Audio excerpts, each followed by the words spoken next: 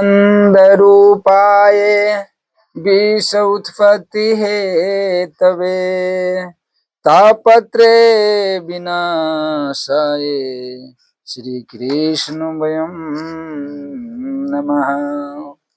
भक्ति भक्त भगवंत गुरु चतुर नाम बापू एक, इनके पद बंधन किए नासहि बिघ्न अनेक।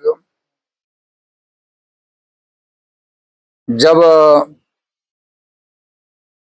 शौनक जी पूछते हैं वेद व्यास के बारे में सूत जी से कि हे सूत जी, जब वेद व्यास के कुछ कथा जो है कहिए कि उनका जन्म कैसे हुआ, कैसे ग्रंथ रचे, महापुरुष का जीवन कैसा रहा। सुखदेव स्वामी की कथा सुनने के वाली बाद में तब शौनक जी बड़ी अच्छा, सूत जी शौनक जी से कहते हैं कि वेद व्यास के जो है उनका जीवन बहुत उत्तम रहा। वेद व्यास के उनका पिता के नाम जो है पराशर है। ब्रह्मा जी के लड़का जो है वो वशिष्ठ जी, और वशिष्ठ जी के लड़का जो है शक्ति जी के लड़का पराशर जी के लड़का वेद व्यास जी, और वेद व्यास जी वही जन्म लिए और सिर्फ जंगल में पिता के साथ चले गए तपस्या करने के लिए। कि धर्म उपदेश घनेरे अलोग प्रेम बस फिर ही न फिरे। इसीलिए वेद व्यास का जब जन्म हुआ तो पिताजी के पास चले गए। माता रोकने के वाली बाद में वेद व्यास जी नहीं रुके, चले गए जंगल में कि माँ चिंता मत करो, कभी आपको कोई समस्या पड़े तो हमको बुला लेना। था आप देखिएगा जब महाभारत में विचित्र वीर्य, हाँ आज जब उस विचित्र वीर्य चित्रगंधन जब उनका शरीर नहीं था तो अम्बा अंबिका तो वहां से वेद व्यास जी को बुला करके लाए। तो वहां तीन महापुरुष, तीन है, एक धृतराष्ट्र है, एक पांडव है, एक विदुर जी महाराज है। वेद व्यास जी के कृपा से, उन्हीं के आशीर्वाद से तीन को जो हसनापुर के पूरे रखा गया। तो इसी प्रकार से वेद व्यास जी ने क्या किया, जब भजन करने बैठे वेद व्यास जी ने चले गए कहाँ, वहां पर बद्रीनाथ में। आज जब भजन करने बैठे तो क्या देखा कि चारों ओर जो उनका जो माथा है वो घूम रहा है। चारों ओर कहाँ, वेद व्यास जी जब भजन करा तो उनका माथा चारों ओर। अच्छा, घूम के क्या, माथा में घूम करके क्या देख रहे हैं। संत महापुरुष जो है वो सारा चीज उनका दिव्य दृष्टि रहते हैं, वो संसार के अपना भजन में सब चीज देख लेते हैं। इसीलिए सुबह स्नान करते हैं, काहे कहते हैं सुबह स्नान करो और उत्तर मुहे जल देगा। सुल्तान बाबा के पूर्व मुहे जल देने के वाली बाद में उत्तर मुहे जल देगा तो संत भगवान सब तपस्या करते वो जल पीते हैं। तो इसीलिए उत्तर मुहे संत भगवान के जल देना चाहिए, और दक्षिण में तो अपना पूर्वज के माता पिता को तो जल देना ही चाहिए। तो उसी प्रकार से वेद व्यास जी ने देखा कि आदमी को संसार का जीवन जो है कैसा बीत रहा है। एक दुष्ट अतिशय दुख रूपा अजा पर जीव परा भवकूपा। जा पर जीव परा भवकूपा, कि हर आदमी क्या करता है मालूम है, सिर्फ खाना और कमाना और सोना। कमाते हैं और खाते हैं और सोते हैं, यही के सिवा तो दूसरा कोई काम नहीं।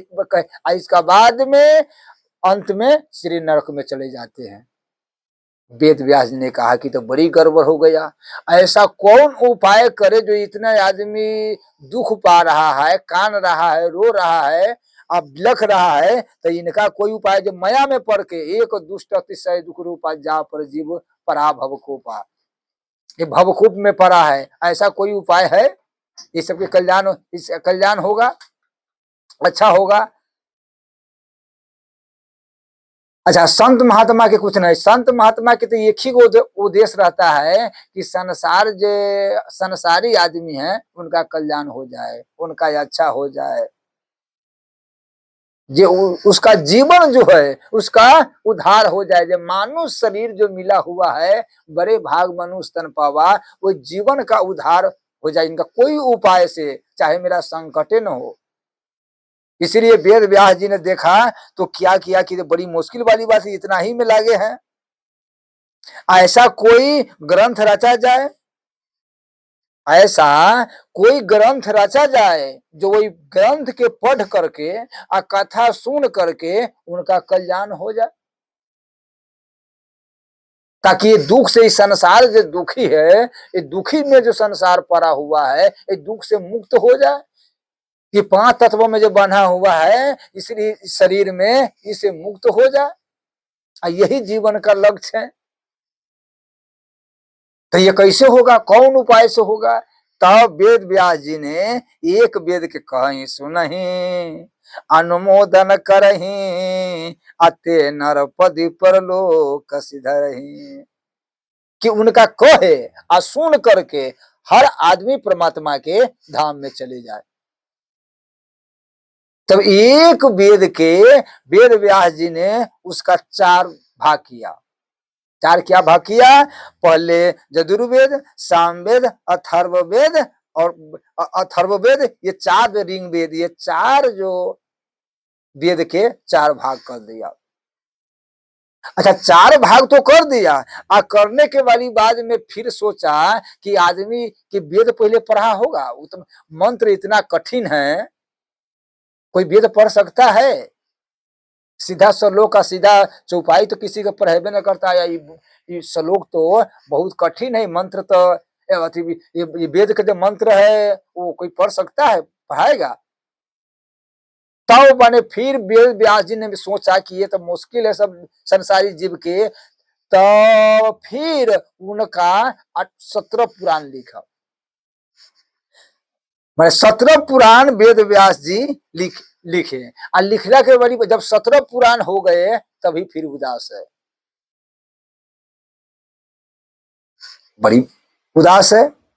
अच्छा, उदास जब जीवन के कहता है कि जिंदगी में जिंदगी के रूठ जाना चाहिए, जिंदगी में जिंदगी के मुस्कुराना चाहिए, और जिंदगी में जिंदगी के माने जिंदगी में जिंदगी के मुस्कुराना चाहिए, जिंदगी में जिंदगी के हंसते रहना चाहिए, और जिंदगी के शर्त अगर पूरी नहीं हो तो जिंदगी से जिंदगी के रूठ जाना चाहिए। कि मानव शरीर तो माने ये जो भेद इतना जो होने के वाली बाद में उदास है, उदास काहे है? सब साधन के सुफल सुहाए, आराम लखन सिया दर्शन पाए। अच्छा, उदास किस लिए है? इसका मतलब क्या है कि जिंदगी में हम कुछ सारा चीज तो किए, सब चीज धन बीत कोठा यमारी हर चीज बना दिए, हम क्या न किए? जमीन की दिए, बेटा के लिए तो कितना काम किया, कितना परेशान हुए, तो क्या हमरा खुशी मिला? तभी हम उदास है। भर भर दिन काम किए, आदमी तो आप नाइट लगाते हैं बाल बच्चा के लिए, कि माने कितना हम रुपया कमा ले, कितना गाड़ी घोड़ा, कितना एसी वाला घर में रहे, लेकिन याद रहिए आदमी के जितना संपत्ति होते जाएगा वो आदमी क्या है, उतना मकीचूस होते चले जाएगा, कि हम इतना करके इतना। तो इसलिए जब आप सारा संपत्ति धन वित्त हर चीज पूरे कर लिए है, कुछ कमी नहीं है, लेकिन अगर आपको मन बेचैनी है, मन शांत नहीं है, तो बुझ जाइएगा कि हमारा जीवन में कुछ न कुछ कमी है। काहे जब अगर कमी हो जाएगा तो उदास काहे होगा? उदास इसीलिए है कि जीवन में जीवन हमारा कमी है, और वो कमी क्या है? राम नाम। जब तक माने भजन नहीं कीजिएगा, सब साधन के सुफल सुहाए, राम लखन सिया दर्शन पाए। सारा साधन के जो फल है वो परमात्मा के दर्शन है, और यही जीवन का उद्देश्य है कि कोई उपाय से हमें परमात्मा को भजन करना चाहिए। इसीलिए कहते हैं कि शाम में कमती में बैठ करके भर दिन तो अपन काम करिए रहे हो, साँझ में बैठ करके आ कमती में न बेस 10 मिनट 15 मिनट पूरे परिवार बैठ के कीर्तन करके देखो, भाई घर में आनंदित देखो, शांति देखो। हमारा बात मानो, ये कमती में परमात्मा के सीताराम सीताराम में बहुत बड़ा शक्ति है। लोभ मोह तृष्णा अगर वैसे नहीं जाते हैं तो नाम में इतना प्रभाव है कि सारा मान लोभ मोह तृष्णा के इस शरीर से हटा देगा, शरीर के शुद्ध कर देगा। राम नाम लेत भव सिंधु सुखाई, करहु विचार सुजन मन माही। इसीलिए जब उदास है तो मतलब क्या है, हमारा जीवन में बड़े भजन छूट गया है। इसीलिए ये इतना अच्छा, नारद जी जब आए, नारद जी आए बिना लेकर के बजाते हुए, तो नारद जी ने देखा कि वेद व्यास उदास है। तथा संत के तो बरमल खुशी रहता है, संत के तो बरमल आनंद रहता है, तो वेद व्यास जी आज काहे उदास है। जो महान संत है वेद व्यास जी, स्वयं माने कृष्ण भगवान के दोपाइन अवतार है। एक अवतार में वेद व्यास जी के द्वीपायन में कहा गया है। इसीलिए वेद व्यास जी उदास है, संत काहे उदास है। तो अगर संत उदास है तो कमती में पूछा तो जाए कि ये संत उदास काहे है, कौन इसका जीवन में कुछ छूट गया है, क्या कमी है। जब नारद जी पूछा तब वेद व्यास जी बोलते हैं, वेद व्यास जी कहता है कि देखिए नारद जी, हमारा क्या है कि जब हम भजन करे बैठे तो ये मानव को क्या यही खाना पीना है, यही सोना जगना है।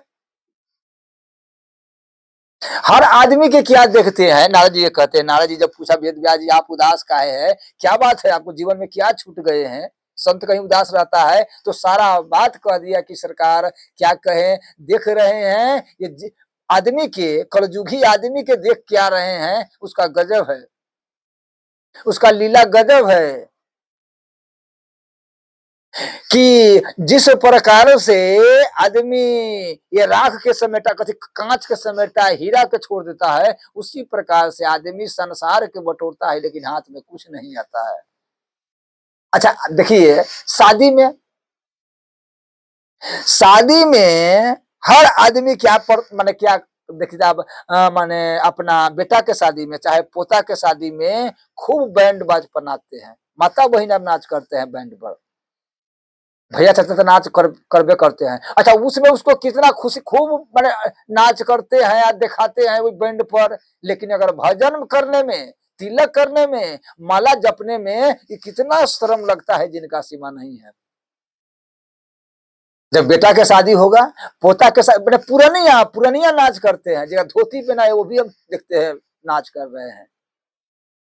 तब बेटा के शादी में, पोता के शादी में, चाहे समाज के शादी में उनका क्या होता है, थोड़ा सा भी शर्म नहीं है कि भैया हम पुरानिया भे गए हैं, हमको ऐसे नहीं करना चाहिए। फिर कि हम लेडीज है, लेडीज नाच करती है शादी में बैंड। अरे अच्छा, तो वहां पर तो शादी कर माने नाचती है शादी में, तो उसको शर्म नहीं है, लेकिन तिलक लगाने में उसको शर्म लगते हैं, माला जपने में शर्म लगते हैं। अच्छा मंदिर में जाएगा तब शर्म लगते हैं, पूजा करने में शर्म लगता है, जल चढ़ाने में शर्म लगता है, माता पिता के प्रणाम करने में शर्म लगता है, सास ससुर के प्रणाम करने में शर्म लगता है।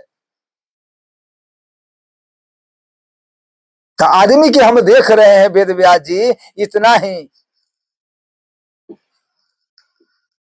एक बार क्या हुआ, एक गुरु व चेला जा रहा था, कहीं भंडारा में से आया, तो गुरु चेला जा रहा था, तो गुरु चेला ने देखा क्या, 4-5 दरुपीवा दारू पी रहे हैं, और मछली केरा के पत्ता पर पुठिया मछली रखा हुआ तरा हुआ कि क्या, और उसका बाद में चारों ओर 4-5 आदमी बैठा हुआ है, दारू रखा हुआ है। आप प्रेम से देखिए, दारू वाला में बड़ा प्रेम होगा, दारू वाला जो होगा ना वो बड़ा उसका में प्रेम होगा, थोड़े देर के बाद देखिएगा। तो उसी प्रकार वो चारों, अब वो एक देखिए एक दूसरे से गिलास से सटाता है, वो चेंच कहता है कि क्या होता है कि चेंच तो बड़ी प्रेम से एक दूसरे के, नहीं आप पीजिए, नहीं आप पीजिए, आप पीजिए तब हम पिएंगे, नहीं आप जब तक नहीं पीजिएगा तब तक हम नहीं पिएंगे, आप पी लीजिए तब हम पिएंगे, आप बड़ा है हमरा से। इतना प्रेम देख करके चेला ने कहा कि गुरुजी देखिए, तो कहते हैं कि दारू पीवा सबके बुद्धि न रहता है, विवेक न रहता है, कितना इसमें प्रेम है। कहता है कि झगड़ा होता है, तो जितना संत में प्रेम नहीं है उतना देखिए तो इनको में प्रेम है। कभी कभी तो कमंडल के लिए, नगौटा के लिए संत में हुआ है झगड़ा, आई कितना प्रेम है इन दोनों में, चारों पांचों में। आप कहते हैं, कहते हैं कि ये दारू पीवा को ऐसे होता है, प्रेम नहीं होता है, झगड़ा होता है। कहा कि बेटा ये चक्कर में मत पड़ो, हाँ चुपचाप से चलो। तो कहा कि नहीं गुरुजी, हम इसमें क्या है हमको बता दीजिए। तो कहा अगर थोड़ा बेटा देखना है तो थोड़ा देर हम लोग गाछी के और हो जाए। तो चेला गुरु जा करके गाछी के और हो गया। अब जैसे और हो गया तो ये अब 4-5 आदमी पीने लगा। अब जब सारा समाप्त हो गया, दारू समाप्त हो गया, वो मछली समाप्त हो गया, तब कहा कि आप पैसा दो। तो कहा कि चलो आप दारू का पैसा दो, 5 आदमी है, 10 बोतल दारू खर्चा हो गया, दो। तो कहा कि मेरा पास नहीं है। कहा तो बैठा क्यों? कहा आप ही के हम घर पर बैठे, दूसरा दिन हम दे देंगे। कहा कि नहीं देना पड़ेगा, हम नहीं देंगे। अब हो गया, वो कहा कि हम नहीं देंगे, हमारे पास है ये नहीं है, हम दूसरा दिन देंगे। नहीं तो बैठा क्या है, काहे पिया है, ये काहे खाया है? अगर खाया है या पिया है तो देना ही पड़ेगा, तुमको चाहे जहां से दो। अब तो हो गया लतम मुकी, जूता चप्पल सब चलने लगा, मारा पीटी सब होने लगा, कपर फ्लोवर सब होने लगा। चेला, गुरु जी ने कहा कि चेला गौर से देखो कितना प्रेम है। अब देख के कहा कि गुरु जी सही बड़ी बात है, इधर थोड़े देर के लिए प्रेम है, हमको क्या पता। तो गुरु जी ने कहा कि दामन दमक रहे घन माही, अखल के प्रीति जथा स्त्री नहीं। ये खल को जो प्रीति है, ये जो आज शराबी आदमी के, जुगारी आदमी के, चोरी आदमी के, डकैती वाला आदमी के, जिसका आचरण या चाहे पुरुष हो चाहे मर्द उसको खराब है, उसका प्रेम ज्यादा दिन नहीं रहते हैं, वो टिकता नहीं है। इसीलिए कहते हैं को न कुसंगति पाई न साई। भूल के कभी मैंने संगत वैसा आदमी के नहीं करना चाहिए।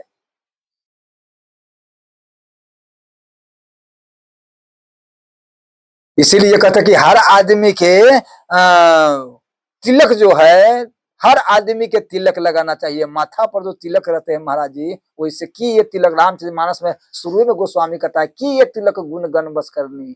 गुण का मतलब क्या है? ठाकुर जी के गुण आप में कैसे है, कैसे आप मानेंगे परमात्मा को भजन कर रहा है, नाम ले हैं, सुबरन कर रहे हैं, आपको माथा पर तिलक हो जाना चाहिए, आपको हाथ में माला होना चाहिए, आपको गला में तुलसी होना चाहिए, और मुख में हरदम राम राम लेना चाहिए। अच्छा कोई काम तो हम करते हैं हाथ से ना करते हैं, मुंह से तो हम कोई काम नहीं करते हैं, इसीलिए मुख से बरमहल राम नाम लेना चाहिए, भगवान के भजन करना चाहिए। राम नाम लेने में क्या अच्छी है? इसीलिए यहाँ कहते हैं भजन में नारद जी कहा, नारद जी को कहते हैं, वेद व्यास जी एक बात बताए हम, आप जो कहते हैं इतना उदास है, तो हाँ, तो एक बात हम आपको बता रहे हैं कि सरोवर बहुत सुंदर है। सरोवर जो है वो बहुत सुंदर है, और उसमें कमल का फूल खिला हुआ है, चारों ओर घाट बना हुआ है, कमल का फूल खिला हुआ है। अच्छा, आज जल जो है बड़ी स्वच्छ है, बड़ी निर्मल जल है। आज जब ये उसमें पैर रखा तो क्या है, उसमें कीचड़ है, कीचड़ है। तो क्या कीचड़ जब पड़ेगा तो क्या उसमें हंस आएंगे? उसमें तो कौवा ही रहेगा। जल सरोवर है, कमल का फूल है, आय अंदर कीचड़ कीचड़ ही है। तो इसलिए उसमें क्या है, कभी कौवा आएगा, हंस आ ही नहीं सकता है। उसी प्रकार हम लोग के हैं। ऊपर से तो हम खूब पूजा करते हैं, ऊपर अच्छा कपड़ा देखिए, आदमी के कपड़ा देख करके आपको बुझा जाएगा कि हाँ कितना बड़ा सेठ है, कितना सुंदर कपड़ा है, कितना साफ कपड़ा किए हैं, सेंट मारे हैं। लेकिन क्या है अंदर, उसका क्या भरा हुआ है, माछ मछली दारू पानी बुराई चोरी डकैती, ये दुष्ट भावना। ऊपर से साफ है और नीचा जो है वो क्या है। तो इसीलिए कहता है कि मन के तरंग मार ले बस हो गया भजन। इसलिए पहले कहते हैं श्री गुरु चरण सरोज रज निजमल मुकुर सुधार, पहले मन साफ होना चाहिए। ऊपर से साफ करने से आपको, ऊपर से कितना बड़ा साफ है, अगर आपको मन साफ नहीं है तो बड़ी मुश्किल है, तब वो तो नरक में जाना ही पड़ेगा। इसलिए सबसे अच्छा मन के साफ करने के सबसे बड़ा सुगम जो साबुन है, पैसा भी नहीं लगेगा, वो साबुन क्या है, जिस प्रकार से कपड़ा कपड़ा में दाग लग गया तो साबुन धो देता है, उसी प्रकार से किसका किसका बात सुन के न जाने कितना जन्म के पाप को कर्म मन में जो बैठा हुआ है, तो वो राम नाम से सीताराम से सीताराम सीताराम सीताराम बरमहल सीताराम सीताराम करने से ये मन को जो मलिनता है वो दूर हो जाएगा। एक राजा गुरु जी के पास गया, जब एक राजा गुरु जी के पास गया तो गुरु जी से पूछा कि गुरु जी हम चाहते हैं कि हंस के दर्शन करें, गुरु जी हम चाहते हैं कि हंस के दर्शन करें। गुरु जी ने कहा जब हंस के दर्शन करना चाहते हो तो सब पंछी के दाना डालो, सब पंछी के दाना डालो। कहाँ, छत पर, तुम्हारा छत पर डालो। अच्छा एक और बात सुनो, माने एक उत्तम बड़ी बात है, आपके पास कुछ न है, आप गरीब आदमी हैं, तो आपको सबसे बड़ा जो भंडारा है एकदम कम दाम में बहुत भंडारा होगा, बहुत तो जीव पाएगा। आप दाना लेकर के छत पर छिड़ दीजिए, गेहूं है चावल है, जो दाना आपको पास ठाकुर जी की कृपा से है आप छिट के दे देखिए, अगर जे भी पंछी खाएगा उस सब के आत्मा जो है उत्तृप्त होगा। आप चीनी खरीद लीजिए, आज चीनी खरीद करके आज चुट्टी के बिल्ली में रख दीजिए, चीनी खरीद करके आज चुट्टी के बिल्ली में रख दीजिए, बिल में देखिए कि वो भंडारा हो गया। पंछी के दाना दीजिए, गौ माता के दाना दीजिए, धोखा धोखा के तक खियाबे कीजिए, उसमें तो कोई कहे वाली बात नहीं है। तब कहा कि जाओ ये काम करो तो कभी न कभी हंस कृपा कर देगा। तो राजा प्रतिदिन वैसा ही करने लगा और सब पंछी के देखा कि हंस न तो है, हंस तो आया है, आज देखा कल देखा, साल भर तकले हुआ। साल भर के बाद एक बार आकाश मार्ग से हंस हंसनी जा रहा था मानसरोवर में। तो वहां बहुत पंछी जो है राजा ऐसे दाना दे रहे थे और सब पंछी, अब पंछी देखिए कहते हैं कि जो प्रेम जो है, प्रेम जो है बाघ भी पहचान लेता है। पंछी पशु पक्षी जो है वही कोई अच्छा किसी शिकारी के पास नहीं जाएगा, और वही कोई अच्छा आदमी दाना खिलाने वाला है उसका पास पशु पंछी चला जाएगा, लेकिन वही शिकारी के पास नहीं जाएगा। तो कहा है हित अनहित पशु पहचाना, पशुओं के मालूम है कि नहीं ये हमारा मार देगा, ये हमारा नहीं मारेगा, ये हमारा खिलाएगा, एक हमारा पोसेगा एक हमारा मारेगा। इसीलिए कहते हित अनहित पशु पहचाना, आदमी को तो वाली बातें हटाओ। तो राजा माने इतना जो पाते थे तो राजा ने सब ना छिटते सब देखे, हे परमात्मा, हे मेरे ठाकुर जी, हे गुरुदेव, आपको कहने से तुम दे रहे दाना, क्या लाखों लाखों जो है पंछी पाते थे। तो कहा कि हे गुरुदेव कब दर्शन देगा। तो वही मैंने कहा कि इतना पंछी, इतना पंछी ये क्या है। तो हंसी ने कहा कि सरकार ये जो राजा जो है वो माने दाना दे रहे हैं, पंछी के पवा रहे हैं, ये दाना ये पंछी के पवा रहे हैं।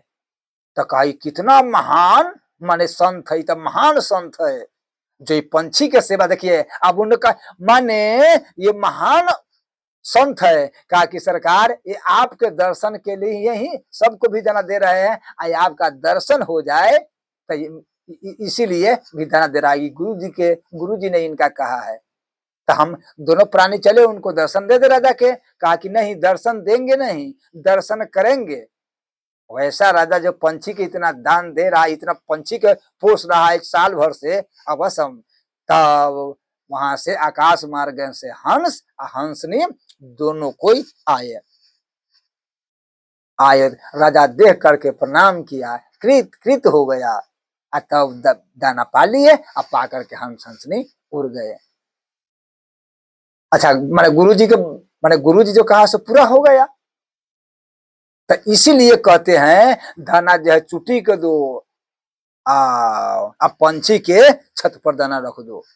यही बात नारद जी ने कह रहा है कि सारा पुराण तो आपने लिखा, एक वेद के 4 भाग कर दिया। अच्छा, दूसरा में किया है कि 17 पुराण लिखे, लेकिन तभी उदास है। तो किस लिए उदास है कि आप भागवत नहीं लिखे।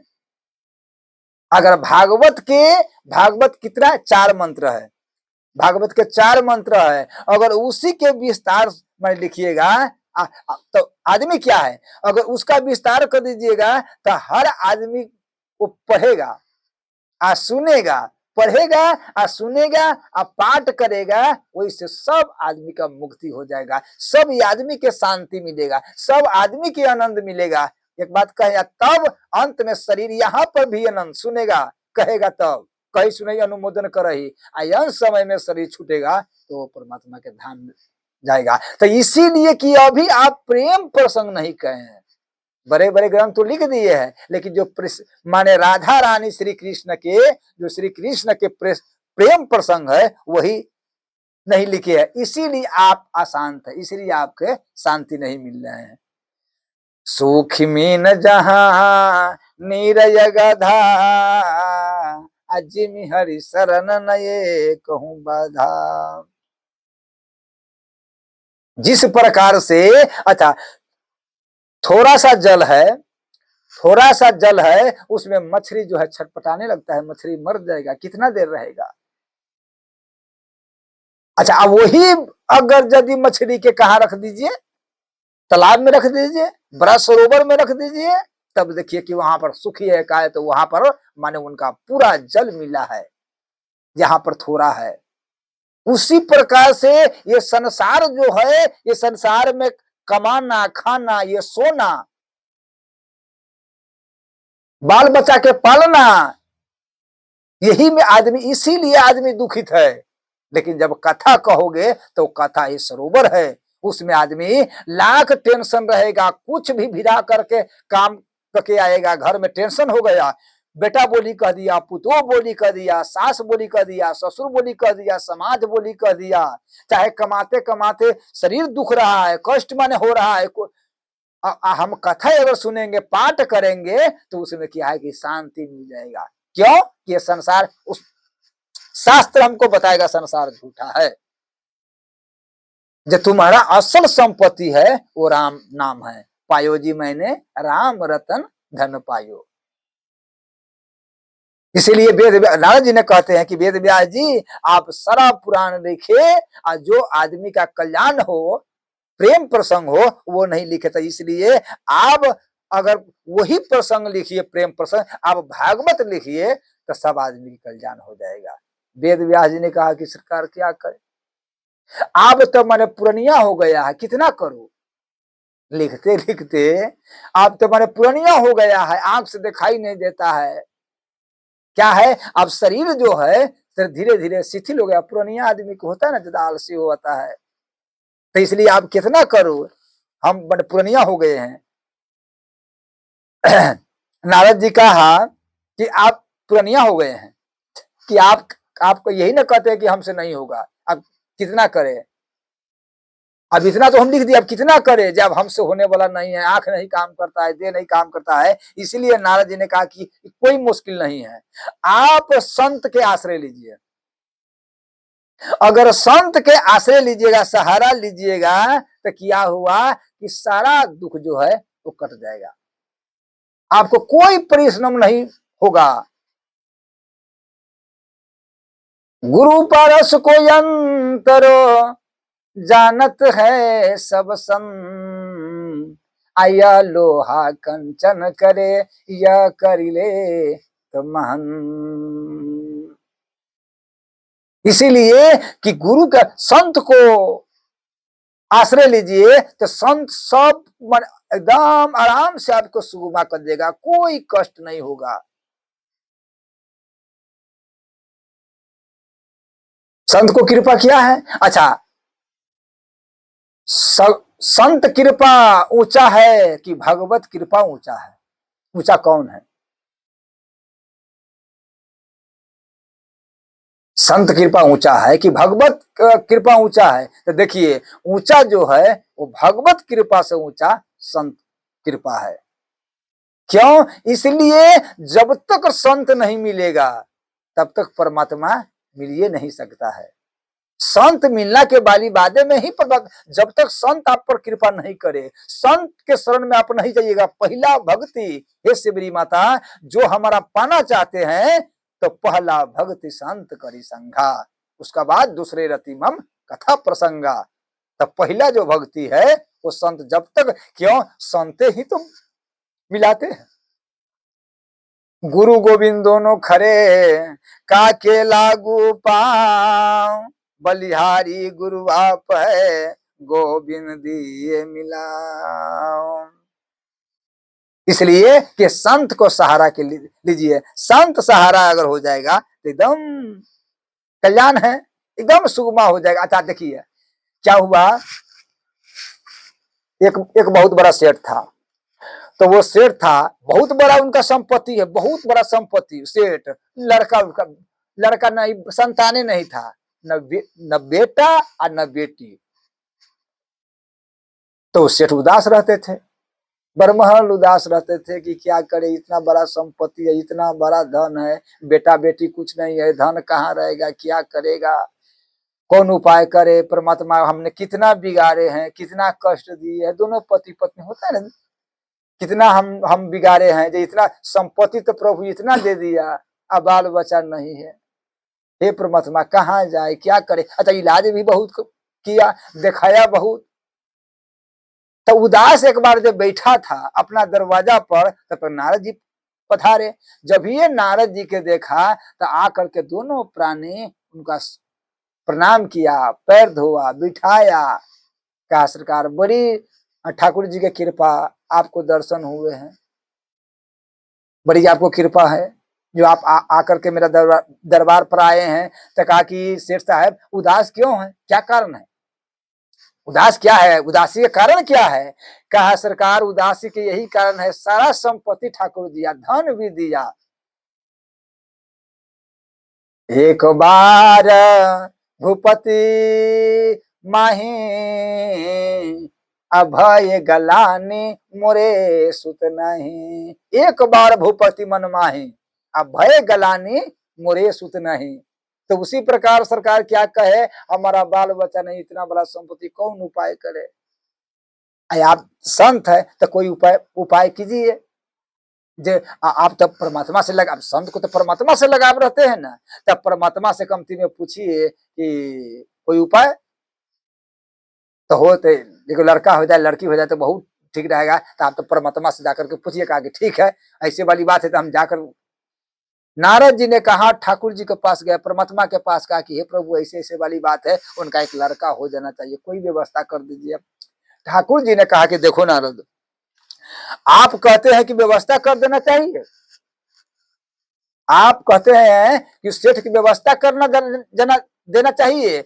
सेठ जन्म के एक जन्म में क्या कहे, सेठ के एक जन्म में क्या कहे, 7 जन्म तक ले उसका संतान नहीं है, 7 जन्म तक ले। आप तो नारद जी सुनिए कि अकील समाप्त हो गया। नारद जी उदास होकर के यहाँ आए, कर जोड़ के दोनों पति पत्नी कहा कि प्रभु क्या कहा है, ठाकुर जी ने क्या कहा है? कहा देखो सेठ साहब, एक जन्म क्या कहे, 7 जन्म तक ले बात कहा है कि बाल बच्चा नहीं।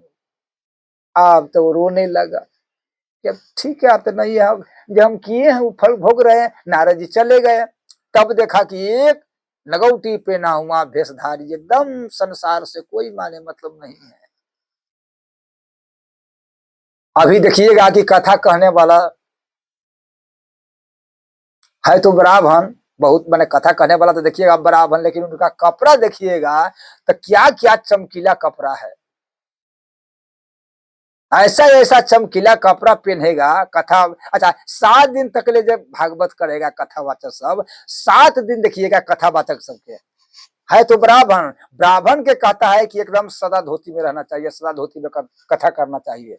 ब्राह्मण के सदा एक सफेद सफेद माने कपड़ा में तब उनको कथा करना है।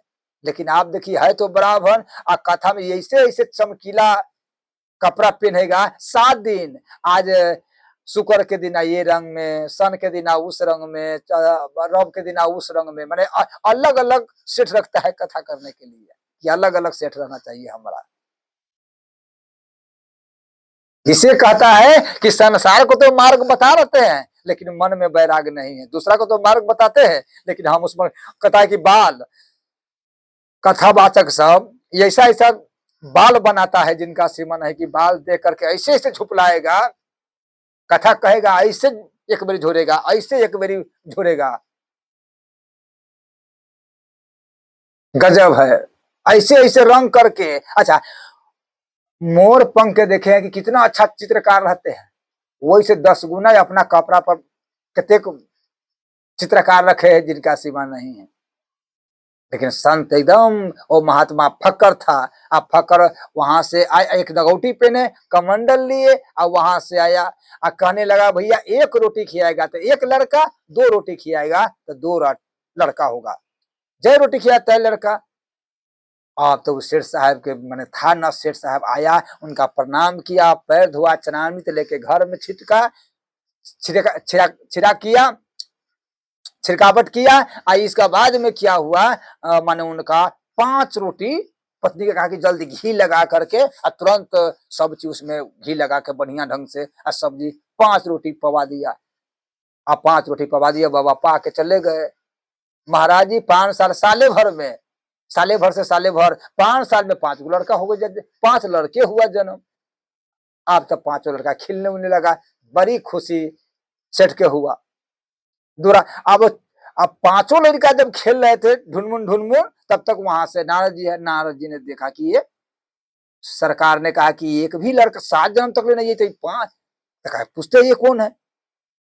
अब उन्हीं के दूरा पर, किसी के नहीं थे, उन्हीं के दूरा पर खेल था सेठ के। शेर से पूछा कि ये कौन है। कहा सरकार आप तो कहते हैं कि 7 जन्म तक ले लड़का नहीं है, देखिए संत के रोटी की कृपा से ये हुआ है। कहा कि ऐसी बड़ी बात है। हाँ, जे संत को रोटी हम पवाए हैं, संत ने कहा है तो रोटी पवाए हैं तो हमारा 5 लड़का जन्म हुआ है। आप तो नारद जी के सुन के अकिल खत्म हो गया। नारद जी इतना गर्म होके तभी सब भगवान झूठ बोल दिया, सरकार हमको से झूठ क्यों बोला। हम अब जा करके जब वहां पर पहुंचा, वहां पर माने पहुंचा तो देखा कि आज सरकार के प्रणाम किया, और वैसे गर्म तो था, तो कहा ऊपर से प्रणाम किया। सरकार ने कहा क्या बात है नारद, बहुत बड़ा गर्म है। कहा कि सरकार ये हमको बताइए, आप तो कह रहे थे कि उनका लड़का नहीं है 7 जन्म तक ले, आप स्वयं परमात्मा है, ब्रह्म है, आप सही बोलते हैं। अच्छा, अब फिर उसका 5 है तो 5 लड़का कहां से हो गया से बताइए। आप कहते 7 नहीं, 5 लड़का कहां से हो गया। तो आप उनको पूछे हैं, तो कहा कि हाँ वो संत दिया है, संत के मैं रोटी रोटी पवाने से उस सेठ के 5 लड़का हुआ है। कहा कि देखो नारद, हमारा झोली में नहीं है 7 जन्म तक, हमारा झोली में नहीं है, अगर संत के झोली में है तो उसको हम कुछ नहीं करते, संत दिया है। उसी प्रकार से समझिए, यह कह रहे हैं कि आप चिंता नहीं करें, मोहन निशा सब शोभ निहारा, देख सपना अनेक प्रकारा।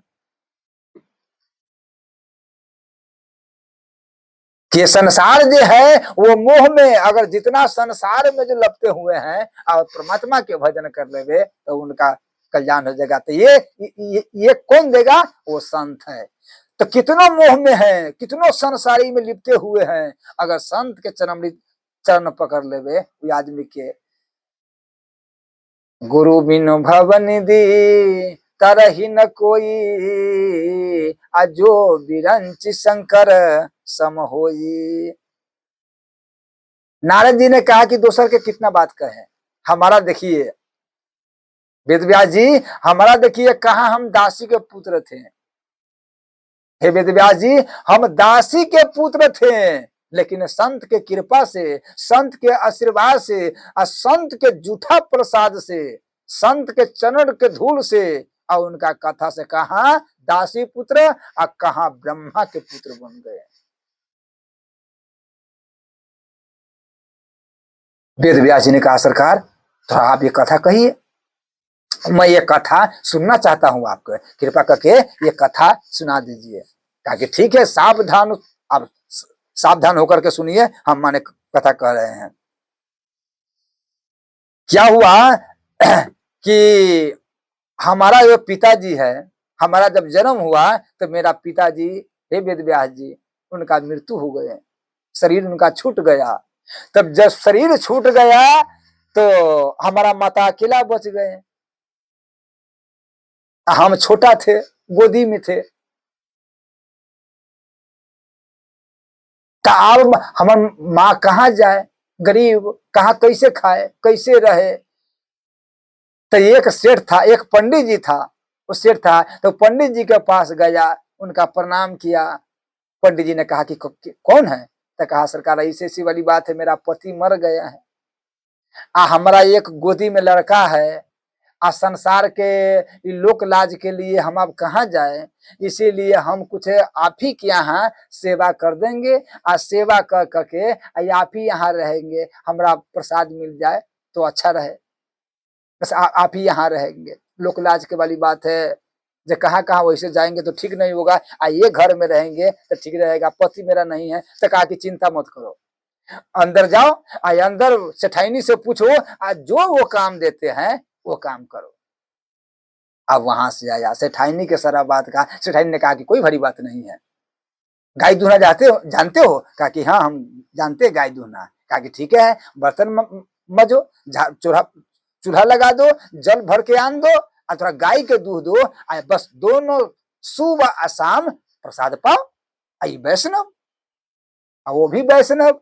अब वहीं पर नारद जी कह रहे हैं कि हे वेद व्यास जी, वही पंडिताइन के सहारा से हमारा माता उनका साफ करने लगे, उसका धंधा करने लगे, उसका कारोबार संभाल लिया करने लगे, गाय के दूहने लगे। तो क्या हुआ, चतुर्मास पढ़ा तो वहां पर एक संत आया सेठ के घरे। तो सेठ के घरे क्या है, वो बरमहल भंडारा होते थे, 10 20 100 50 संत चलते रहता था। तो एक बार क्या हुआ, 10-12 संत चतुर्मास करने के लिए वहीं पर आया। तो 4 महीने तक संत वहीं पर रहा, 4 महीना वही संत के सेवा हमार माई किया। उसका झाड़ू लगा देना, जल भर के आन देना, अति समिधाएं आन देना, हम माई करते थे। और जब संत कथा कहते तो हमारा माता हमारा गोद में ले करके अब बैठ जाती है, तब कथा सुनते, हम भी सुनते, हमार माँ भी सुनते, गोद में लेकर के। आप देखिए कौन माता है, कोई बता सुनाएगा? अच्छा, जब हम कथा सुनने लगे तो संत जब उठते, हाँ जब संत माने कथा पर से उठते तो हमारा क्या है, प्रसाद देते, और वही प्रसाद पाते। फिर के जो संत पा लेते तो वो जूठा प्रसाद हमको संत देते, तो संत को भी हम सेवा करने लगे। अब धीरे धीरे क्या हुआ, व्यास जी, नारद जी कहते हैं कि अब हमको संसार से बैराग होने लगा, आपको हमको संसार अच्छा नहीं लगने लगा। क्या हुआ, अब संसार मेरा अच्छे नहीं लगा कि आप हमरा कहते हैं, मोहन निशा सब शोभनिहारा, देख सपना अनेक प्रकारा, मोहे ऐसा प्रभु यस विश्वासा, मोहे से प्रभु अस विश्वासा, आराम से अधिक राम के दास। अब सारा मोह हमको धीरे धीरे समाप्त होने लगे, आराम से अधिक राम, माने अब हम क्या हुआ कि परमात्मा में अब आने लगे, भजन में अब आने लगे। क्या है तो अब वो जब संत के रस आता है तो धीरे धीरे छूटने आता है। जब संत के देखिए आदमी धीरे कथा जब सुनता है ना तो धीरे धीरे संसार उसका से हटने लगता है, दिल से चित्त से उतरने लगता है। राम कथा जो सुनता घाई रस विशेष जनातिन नहीं। तो हम जब कथा सुनने लगे, देखिए उतने बालक है छोटे, सुनने लगे तो हमको धीरे धीरे संसार से अब बैराग होने लगे। तो हम तो जब भी हम आंख बंद करके बैठे तो माता हल्ला करते कि बेटा क्या कर रहा है, बेटा कहाँ है, कहाँ, इधर आ जाओ। आप जब हम भजन करते माला पे बैठते तो माता को जो दिल को धड़कन है वो तेज हो जाता है कि बाबा क्या कर दिया है, हो सके अब हम ये कहूं बाबा जी न बन जाए। अब वहीं पर हम संत को सेवा करने लगे तब अब जब जब हम ध्यान पर बैठते थे, जब जब हम माला पर बैठते थे तो माता हमको इतना अच्छा, माता के हम एक ही लड़का माता के इसलिए बरमहल हमको ध्यान रखते तो उनको कि कहीं हमारे बेटा बाबा जी न भाग जाए, कहूँ ये बाबा जी के साथ न चल जाए। माता हमारा वेद व्यास जी अपना नजर से ओझल नहीं होने देते, बरमहल सामने में रखते, कहूँ जो बाबा के साथ न चल जाएगा। तब एक बार क्या हुआ, चतुर्मास समाप्त हो गया। तो जब ये चतुर्मास समाप्त हो गया तो संत जाने लगा, सीधे सीधा डायरेक्ट रास्ता कहाँ पकड़ लिया, उत्तराखंड के। तब उत्तराखंड के तरफ जब संत जाने लगा तो हमने भी पीछा लग गया कि नहीं अब हम संसार में नहीं रहेंगे। संत सरोवर गंगा जल जो ही पखारे अंग, सो दहिया निर्मल करो साधु के सत्संग। हे घड़िया दो घड़ी आधो में पुनियाद, तुलसी संगत साधु की हरे क्रोट अपराध, सठ सुधरही संगति पाई, अपारस परस उधात सुहाई। हम संत के पीछे लगे। अब जब दूरी संत ने देखा मेरा कि उनका पीछा कौन है, संत ने घूम के देखा, कहा कि यही बालक है। उनका नाम क्या था, नारद जी कहा कि हमारा नाम रामदास थे, वेद व्यास जी।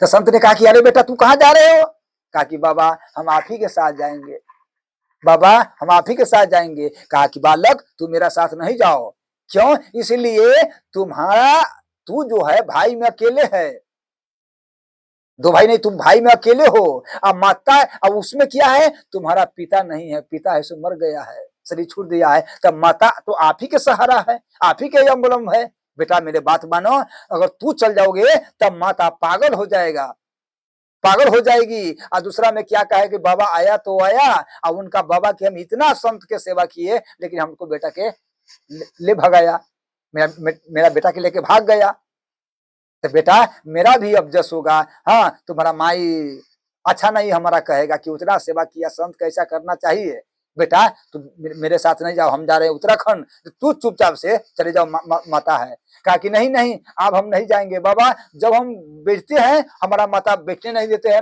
न भजन करने देते हैं, न पूजा पाठ करने देते हैं, कुछ नहीं करने देते हैं, इसलिए कि नहीं हम नहीं जाएंगे। कहा कि बेटा ये बताओ तू तो हमने साथ जाएगा, तो हाँ चाहे हर हाल में बाबा हम आपको आप नहीं छोड़ेंगे। कहा बेटा शास्त्र कहते हैं पहला गुरु कौन होता है, माँ तू देव भव और पितु देव भव।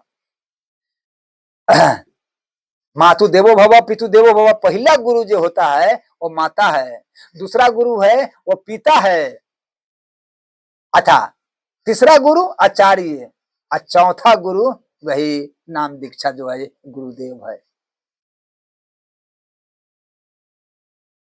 यहाँ तक कहते हैं संत कहते हैं कि माता पिता का प्रणाम करेगा तो नाम खंडित हो गया, मत किसी के पैर नहीं छू, सिर्फ हमारा ही फोटो की पूजा करो, हमारा ही पैर छुओ, नहीं तो दूसरा के अगर पैर छुएगा तो नाम खंडित हो जाएगा। अगर नाम खंडित होता तो 25,000 रुपया देना पड़ेगा, तब ज्योति जलेगा, तब तुम्हारा नाम जो है फिर जुटेगा मेरा में।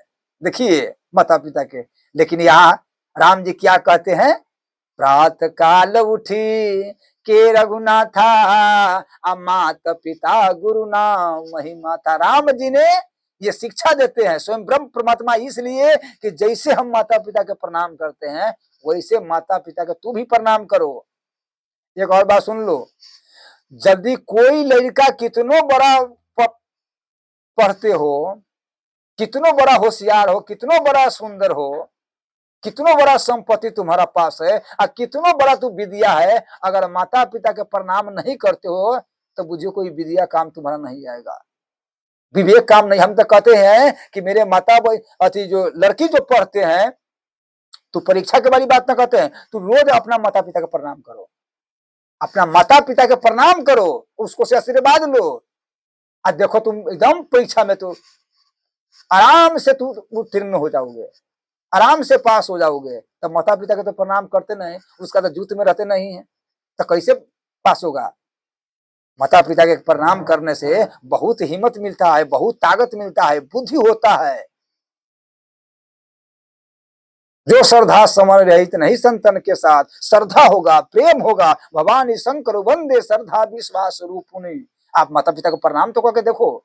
हम कहते हैं तुम माता पिता के डेली प्रणाम करो तो जो काम नहीं होने वाला होगा वो माता पिता के आशीर्वाद से वो काम हो जाएगा। हम उस पुत्रों के कहते हैं अपना सास के तो सुबह उठ करके प्रणाम करके देखो, सास के कहते हैं ना हमारा आचरा में नहीं कोई है, हमारा गोद खाली है, हमारा इतना संकट है, माने कष्ट है, सुबह उठो अपना सास के प्रणाम करके देखो, ससुर के प्रणाम करके देखो, अपना माता। अच्छा बहुतों के है बहन के अपना माता उसका प्रिय है, इतना प्रिय जिनका सीमा नहीं, लेकिन सास ससुर नहीं, सास प्रिय नहीं है। ये क्या दुष्ट भावना नहीं है, कैसे कल्याण होगा। इसीलिए नारद जी ने कहा कि सरकार हमारा नहीं, हम नहीं जाएंगे। तो कहा कि बेटा मेरे बात मानो, अगर तुमको बड़ा बैराग चढ़ गया है, ऐसा तो नहीं कि मरगट बैराग तो नहीं है, कभी इस डाल पर वो बंदर की तरह, कभी इस डाल पर कभी उस डाल पर, घर में हुआ खटपट, चलो बाबा जी के मठ पर, अब बाबा अरहाबे टहल तब रमते राम रहम। तो ऐसा तो नहीं है बेटा, मेरे बात मानो, अभी माता है, अकेला भाई में तू अकेला है, जाओ अब माता के सेवा करो, माता के सेवा करो। हाँ, तुम्हारा विचार है कि हम संत बने, हम संसार में न फंसे, तो माता के शरीर छूट जाना के बारी बाद में उसका सारा कर्म क्रिया करके तब तुम संत बन जाना, मेरा पास आ जाना बेटा। अब संत के बात कहा, वहां से आ गया। अब आ गया तो उदास रहने लगा।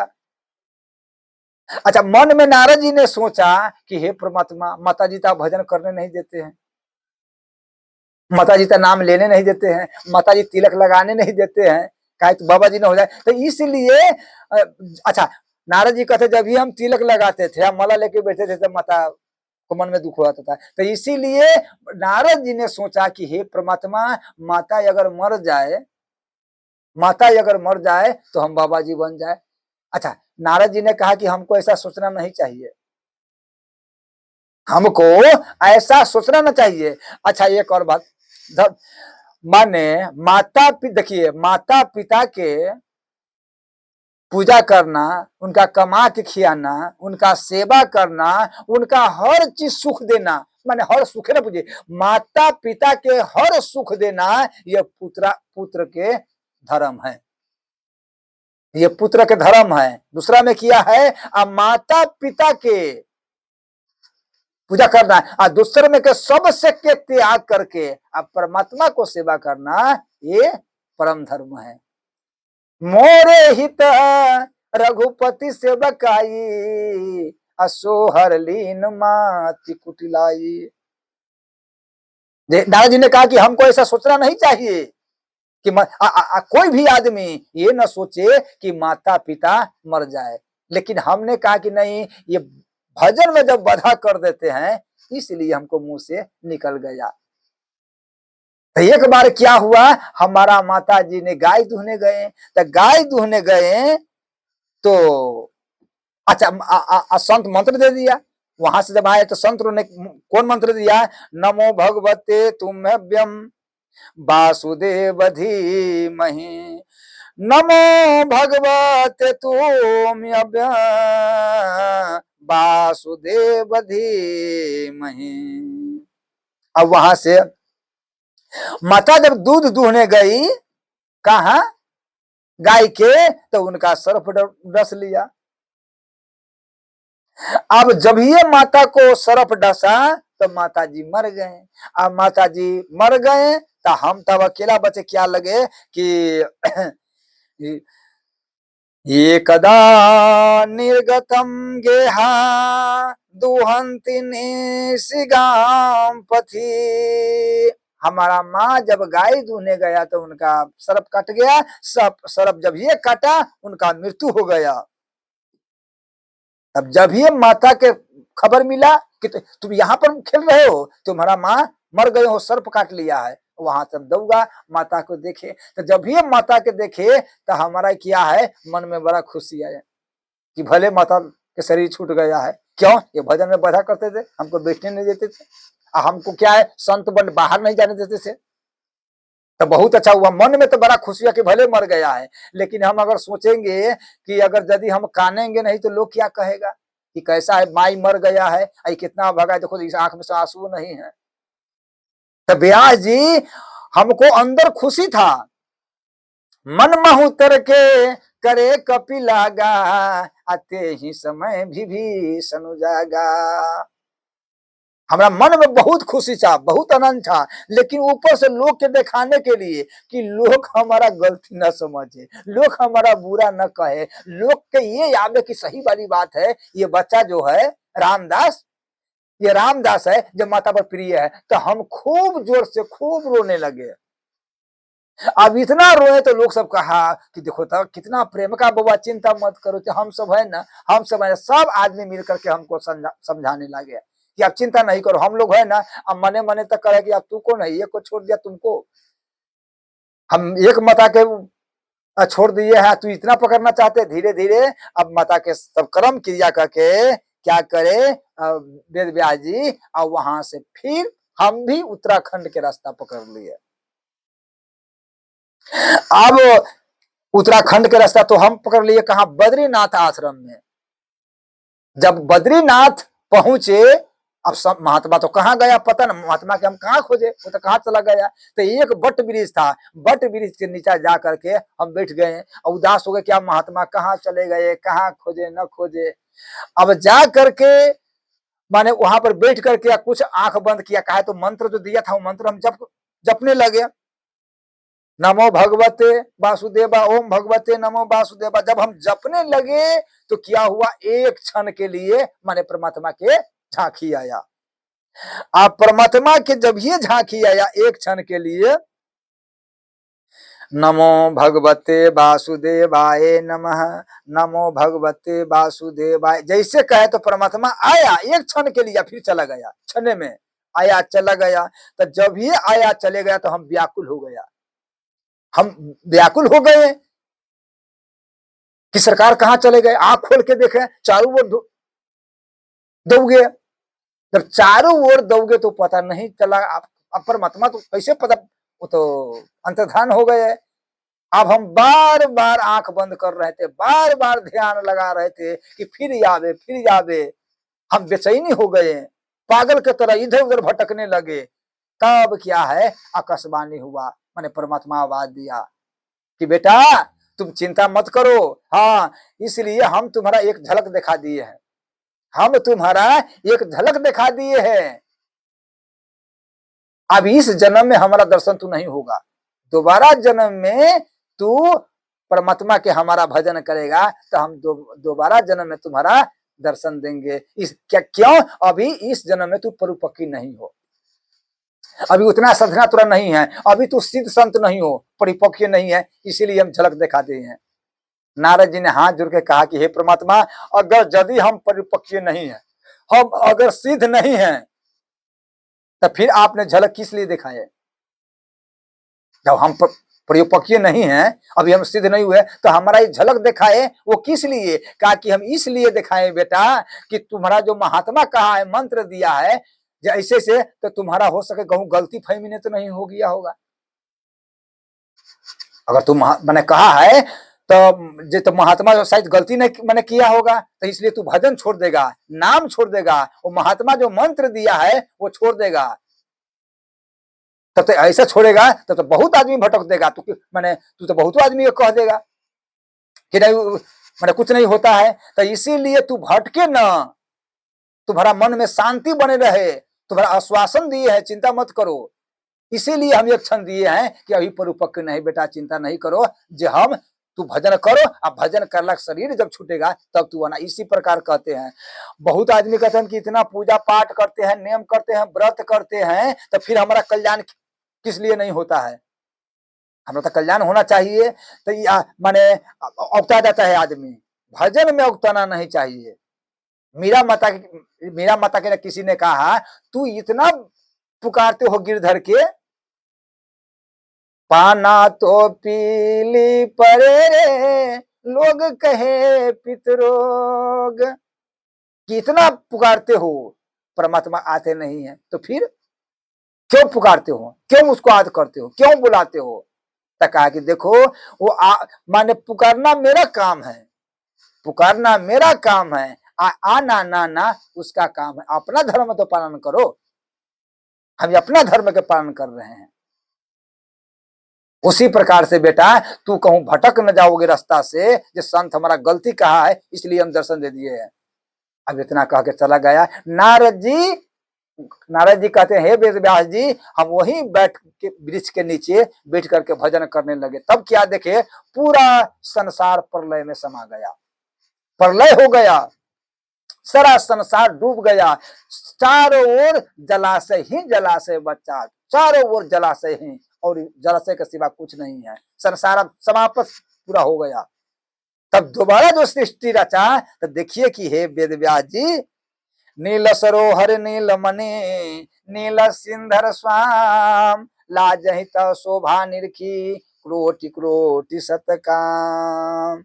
तब वही दासी, कहा दासी के पुत्र कहा ब्रह्मा जी के पुत्र, आज बिना लेकर के अब संसार में न पढ़ के हरिओम नारायण प्रभु के, नारायण नारायण उसी के गुणगान गा रहे हैं, और उसी के गुणगान हम गाते फिर रहे हैं। यही दासी के पुत्र हम हैं। हे वेद व्यास जी, आप चिंता नहीं कीजिए, संत के सहारा लीजिए, संत के सहारा लीजिएगा और वो भागवत आप लिखिएगा तो सबके कल्याण होगा, आइए आपका भी कल्याण होगा। बोलो श्यामा रामचंद्र की जय, जय सीता।